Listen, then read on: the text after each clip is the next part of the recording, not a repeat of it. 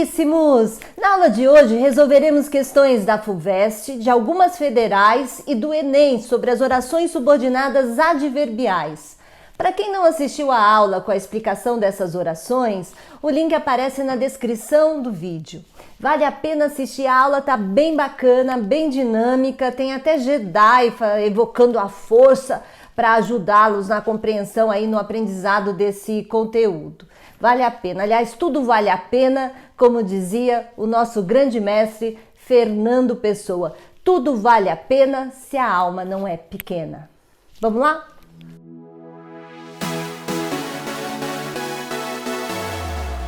Começamos com uma série de 3 orações objetivas da FUVEST. A primeira diz assim: era tal a serenidade da tarde que se percebia o sino de uma freguesia distante dobrando afinados. A segunda oração é A. Subordinada adverbial causal, B. Subordinada adverbial consecutiva, C. Subordinada adverbial concessiva, D. Subordinada adverbial comparativa e subordinada adverbial subjetiva. Vejam que no final a banca faz até aí uma misturinha entre a adverbial e a substantiva.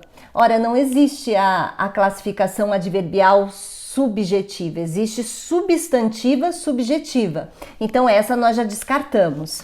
Ele pede para nós olharmos para a segunda oração. Então o primeiro verbo é era, o segundo verbo é percebia.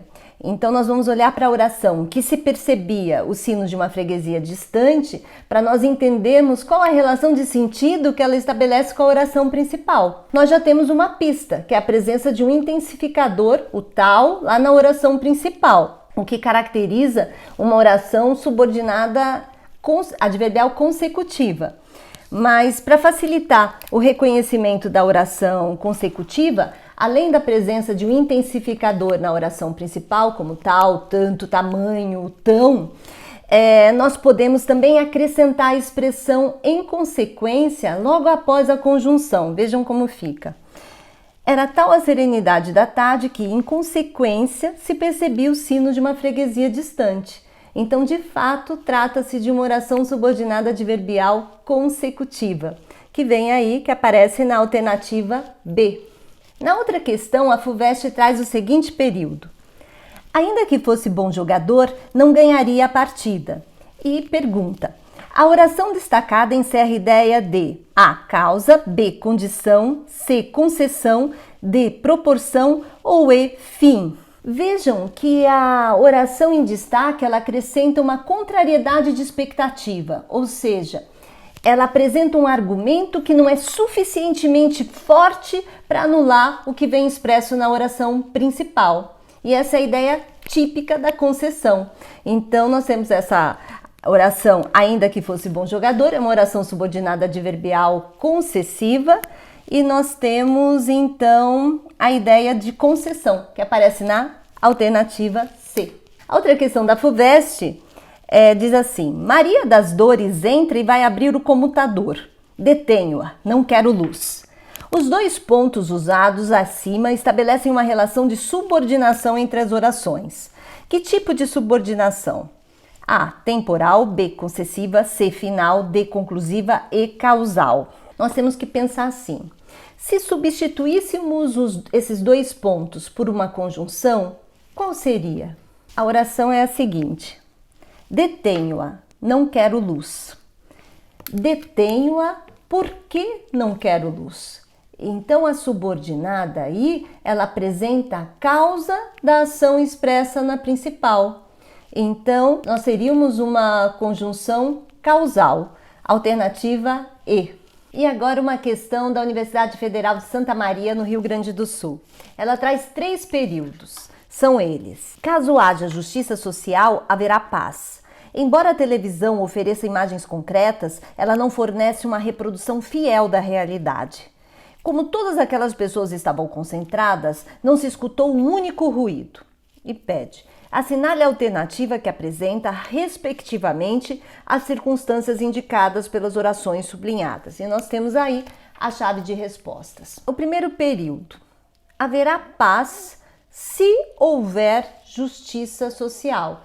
Então, o que nós vemos aí? A oração subordinada apresenta uma condição para que, de fato, o que vem expresso na oração principal ocorra. Então, condição, nós ficamos entre a C e a D. O outro período, embora a televisão ofereça imagens concretas, ela não fornece uma reprodução fiel da realidade. Vejam que é a ideia de concessão. O que é a ideia de concessão? Ela apresenta uma contrariedade de expectativa. É um argumento que não é suficientemente forte para anular o que vem expresso na oração principal. Então, nós já caímos aí para a alternativa D. E só para confirmar, não se escutou o único ruído porque todas aquelas pessoas estavam concentradas. Então, esse como é um como causal. De fato, nós temos a alternativa D, condição, concessão, causa. O Enem traz Cidade Grande, de Carlos Drummond de Andrade, e pede: no trecho Montes Claros cresceu tanto que já tem 5 favelas, a palavra que contribui para estabelecer uma relação de consequência. Nos seguintes versos, todos de Carlos Drummond de Andrade apresentam esse mesmo tipo de relação. Então, primeiro a gente tem que entender qual é a relação que se estabelece para tentar buscá-la ali na chave de respostas. Montes Claros cresceu tanto que já tem 5 favelas. Olha, novamente a presença do intensificador na oração principal, o tanto. Estou caminhando para uma consecutiva, estou pensando já na consecutiva. Montes Claros cresceu tanto que, em consequência disso, já tem 5 favelas. Então, de fato, vejam, é uma consequência do que vem expresso ali na oração principal. Então, eu vou buscar essa relação também de consequência numa dessas alternativas. E essa relação de consequência aparece na alternativa D. A ausência é um estar em mim, e sinto-a branca, tão pegada, aconchegada nos meus braços, que rio e danço e invento exclamações alegres. Vejam aí a presença do intensificador, e sinto-a branca, tão pegada, aconchegada nos meus braços, que, em consequência, rio e danço e invento exclamações alegres. Alternativa D. E para terminar, nós temos uma questão discursiva da Universidade Federal de Uberlândia, que traz uma anedota.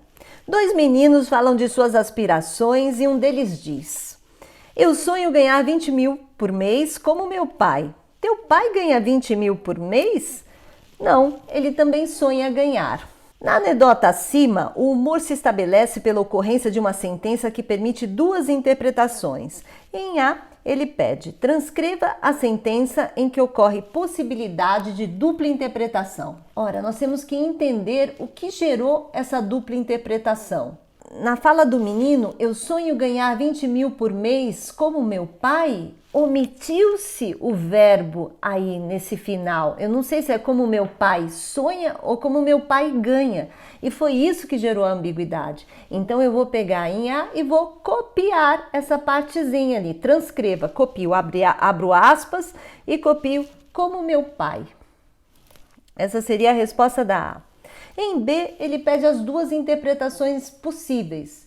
Nós falamos, ou nós vamos entender que o sonho do menino é idêntico ao sonho do pai, ganhar 20 mil por mês, ou nós vamos entender que o sonho do menino é ganhar a mesma quantia que o pai ganha, 20 mil por mês. Então vocês escrevam lá. E em C, ele pede para nós reescrevermos a sentença, desfazendo essa dupla interpretação. Então, o que nós vamos fazer? Nós vamos colocar aquele verbo que foi omitido. Então, fica assim: eu sonho ganhar 20 mil por mês como meu pai sonha. E não há mais ambiguidade. E como essa última questão fala de sonho, e vocês são jovens cheios de sonhos, eu vou terminar com um pensamento de Clarice Lispector, que diz assim: sonhe com o que você quiser, vá para onde você queira ir, seja o que você quer ser, porque você possui apenas uma vida. Tenha felicidade bastante para fazê-la doce, dificuldades para fazê-la forte, tristeza para fazê-la humana e esperança suficiente para fazê-la feliz. Um beijo e fique ligado, porque aqui a gramática transforma seus sonhos em realidade e numa realidade sem trauma.